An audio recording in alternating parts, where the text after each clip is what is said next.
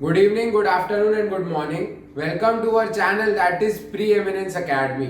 आज हम लोग एक नए विजुअल सीरीज लेक्चर के साथ आए हैं जिसमें हम लोग Newton's first law of motion के बारे में स्टडी करने वाले हैं। इसको प्रैक्टिकली इमेजिन करके देखेंगे कि first law of motion actually में क्या होता है।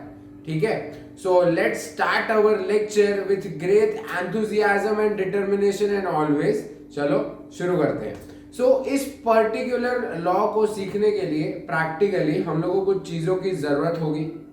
तो यहाँ पे आपको दो स्पेस दिख रही है, इसमें से एक स्पेस को उठा के हम लोग यहाँ पे यूज करते हैं। तो चलो अब हम लोग एक पर्टिकुलर स्पेस में हैं जहां पे ग्रेविटी इज जीरो। ग्रेविटी को अपन ने जीरो कर दिया है। ठीक है, तो ग्रेविटी को सबसे पहले जीरो कर लेते हैं और मैं खुद को बांध लेता हूं ताकि मैं उड़ ना जाऊं। ऑब्वियसली ग्रेविटी नहीं है तो मैं उड़ जाऊंगा, राइट? तो हम बांध देते हैं हमको, जैसे हम उड़े ना। ठीक है, सो अब हम लोगों को क्या चाहिए? एक पत्थर है, इमेजिन कीजिए एक बहुत बड़ा सा रॉक यहाँ पर रखा गया है। देयर आर टू पीपल जिन लोगों ने इस पर्टिकुलर रॉक को एक रस्सी से बांध दिया है एंड दोनों ऑपोजिट डायरेक्शंस में इस रॉक को खींच रहे हैं। ठीक है, लेट्स से पर्सन ए और पर्सन बी दोनों 10 यूनिट्स ऑफ फोर्स से खींच रहे हैं। मतलब ये भी 10 यूनिट ऑफ फोर्स यहां लगा रहा है, वो भी 10 यूनिट ऑफ फोर्स वहां लगा रहा है। तो क्या ब्लॉक हिलेगा?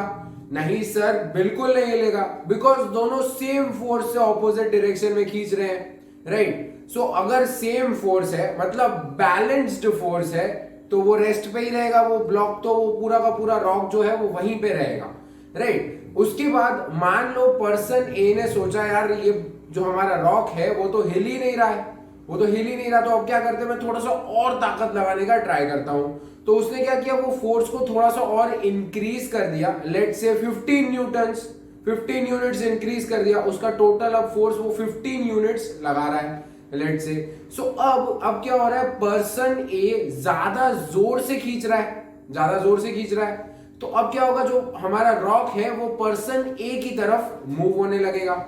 यहां पे क्या हुआ, मूव होने का कारण क्या है? The reason is the unbalanced force that is acting on the rock. उसके ऊपर एक अनबैलेंस्ड फोर्स एक्ट कर रहा है, राइट? एक जगह पे कहीं पे फोर्स ज्यादा एक्ट कर रहा है, इसलिए वो उसकी तरफ शिफ्ट हो रहा है। सो यहां पे क्या हो गया, अनबैलेंस्ड फोर्स एक्ट कर रहा है, राइट? सो बस इतना ही है। ये एग्जांपल से आप सीख गए Newton's first law of motion. देखो Newton's first law of motion की स्टेटमेंट क्या है, पहले वो देखते हैं। An object in a state of rest और in motion will remain in a state of rest or in motion until and unless an external unbalanced force is act on it।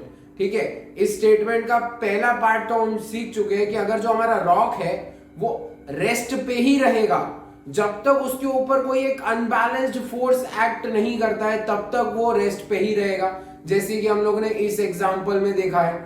अब second example देखते हैं। मान लीजिए यहीं पे एक boy है जो एक कार राइड कर रहा है। ठीक है, वो कार लेके चल रहा है और वो चलाता जा रहा है, चलाता जा रहा है। अब वो कार जो है वो चलती जाएगी जब तक उसके ऊपर कोई एक अनबैलेंस्ड फोर्स एक्ट नहीं करेगा उस पर्टिकुलर कार को रोकने के लिए। अब हमारी इमेजिनेशन की दुनिया में हम जो चाहे वो इमेजिन कर सकते हैं। लेट्स से इस पर्टिकुलर कार को मैं एक एलिफेंट के साथ बांध दूं और अब मैं एलिफेंट को बोलता हूं चल तू इस साइड जा, और वो कार इस साइड चल रही थी, राइट? तो अब एलिफेंट जो है वो कार के ऑपोजिट डायरेक्शन में फोर्स अप्लाई कर रहा है। तो अब उसके चलने की वजह से, वो एलिफेंट के चलने की वजह से क्या हो जाएगा, कार जो है वो धीरे धीरे रेस्ट पे आने लगेगी। अगर वो एलिफेंट होता ही नहीं तो वो कार के ऊपर कोई अनबैलेंस्ड फोर्स एक्ट ही नहीं कर रहा होता, राइट? कहीं पे ज्यादा कहीं पे कम फोर्स, ऐसा नहीं है। कार के ऊपर हर जगह से सेम फोर्स लग रहा है यहाँ पर, तो कार रुकेगी ही नहीं। बट आपके मन में तो आएगा सवाल एक जो रहेगा कि सर नॉर्मल लाइफ में अगर हम लोग कार को चला के छोड़ दे तो एट लास्ट वो तो रुक जाती है, तो ऐसा क्यों होता है? वहां पे भी तो सर हम कोई फोर्स नहीं लगा रहे। नहीं, गलत। क्यों? बिकॉज जो जिस रास्ते पे वो कार चल रही है, जिस रास्ते पे वो कार चल रही होती है वो एक फ्रिक्शनल फोर्स प्रोवाइड करता है। वो रास्ता उस कार को ऑपोजिट डायरेक्शन में फ्रिक्शनल फोर्स प्रोवाइड करता है। अब वो फोर्स जो है वो as an unbalanced force act करता है, इसलिए एट लास्ट जो हमारी कार होती है वो रुक जाती है। अगर वो फ्रिक्शनल फोर्स ना हो, जैसे कि हम जिस स्टेट में हमारी कार को चला रहे थे वो फ्रिक्शनलेस रास्ता था, ठीक है, अगर उसके ऊपर कार चलती जाएगी तो उसके ऊपर कोई और अनबैलेंस्ड फोर्स एक्ट नहीं कर रहा है, दैट्स व्हाई वो कार चलती ही रहेगी, ठीक है। So the object when it is in a state of motion will remain in a state of motion until and unless an unbalanced force is act on it, ठीक है। तो ये दो चीजें हम लोग को न्यूटन्स फर्स्ट लॉ में समझ में आती हैं। अब ये कार वाला एग्जाम्पल और ये रॉक वाला एग्जाम्पल, इससे हमने क्या सीखा कि रेस्ट पे है तो रेस्ट पे ही रहेगा, मोशन में है तो मोशन में ही रहेगा। अब इन दोनों एग्जाम्पल को कंबाइन करके इस पूरे स्टेटमेंट को एक साथ समझते एक नए एग्जाम्पल से।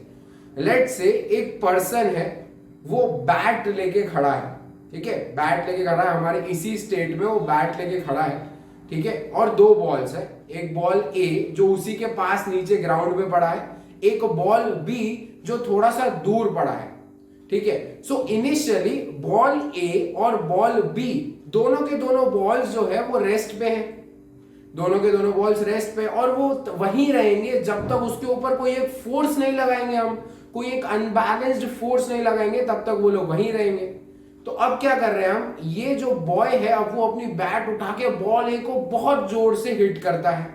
सो अब क्या हुआ, जैसे ही उसने हिट किया तो बॉल चलेगा, right. Let's rewind this thing again, देखो फिर से रिवाइंड करते हैं ऐसे और धीरे धीरे देखते हैं। उसने जैसे ही बैट से बॉल ए को उसने मारा है, राइट, जैसे ही बैट से उसने बॉल ए को मारा तो उसने क्या किया, एक एक्सटर्नल फोर्स प्रोवाइड किया बॉल ए के ऊपर। सो जैसे ही एक्सटर्नल फोर्स प्रोवाइड हो जाएगा तो जो रेस्ट पे था बॉल ए अब वो चलने लगेगा। अब मान लीजिए वो बॉल ए जैसे जैसे जाता है वो बॉल बी को जस्ट छू के निकल जाता है, ठीक है, उसने क्या किया, बॉल बी को जस्ट छू के निकल गया। तो अब क्या हो गया, बॉल बी जो था वो रेस्ट पे था, बट बॉल ए की वजह से जैसे ही बॉल ए उसको टच करेगा तो बॉल ए ने बॉल बी के ऊपर एक छोटा सा अनबैलेंस्ड फोर्स क्रिएट किया, जिस वजह से बॉल बी भी अब चलने लगेगा कोई और डायरेक्शन में। तो अब बॉल ए भी चलता जाएगा, बॉल बी भी चलता जाएगा। अब वो दोनों मोशन में आ गए हैं, अब इन दोनों बॉल्स के ऊपर अब कोई एक्सटर्नल फोर्स लग रहा है नहीं, और वो लोग मोशन में आ गए। तो अब वो तब तक मोशन में रहेंगे जब तक कोई एक एक्सटर्नल फोर्स एक्ट नहीं करेगा। मतलब ये जो पर्टिकुलर हमारे स्पेस है वो बस चलते ही जाएंगे जब तक उससे कोई हम और फोर्स उन दोनों बॉल्स के ऊपर एक्ट ना करें, जो कि हम नहीं कर रहे हैं, तो बॉल ए और बॉल भी चलते जाएंगे। सो इन तीन एग्जाम्पल से हम लोगों ने न्यूटन के फर्स्ट लॉ ऑफ मोशन को सीखा है कि एक ऑब्जेक्ट है वो रेस्ट पे ही रहेगा, या ऑब्जेक्ट मोशन में है तो मोशन में ही रहेगा until and unless an unbalanced force is act on it, ठीक है। So I hope so Newton's first law of motion सबको एकदम अच्छे से क्लियर है। So we will meet in our next lecture with Newton's second law of motion. Till then, have a great day and happy learning.